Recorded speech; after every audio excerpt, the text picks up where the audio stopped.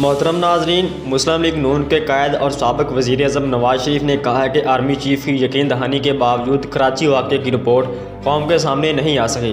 एतवार के रोज़ नवाज शरीफ ने अपने एक बयान में कहा कि IG और AIG सिंध के अगवा और मरियम नवाज़ के कमरे का दरवाज़ा तोड़ने के वाक़े की इंक्वायरी के नताइज आर्मी चीफ जनरल बाजवा की ज़ाती यकीन दहानी के बावजूद अब तक कौम के सामने नहीं आ सके।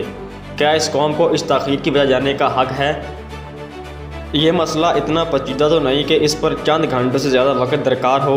याद है कि साबिक़ वज़ीर आज़म नवाज शरीफ गुज़श्ता हफ्ते कोटा में PDM जलसे से वीडियो लिंक के ज़रिए खिताब किया था। इस मौके पर उन्होंने पाक फ़ौज के जवानों और अफसरान के नाम पर एक पैगाम जारी किया था।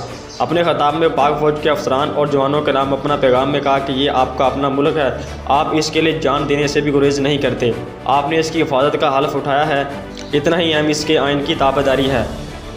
आइन शिकनी हो तो जुल्म का दौर शुरू हो जाता है। जब आप किसी फ़र्द वफाद परस्त टोले के साथ मिलते हैं तो अपनी हल्फ की पासदारी नहीं करते।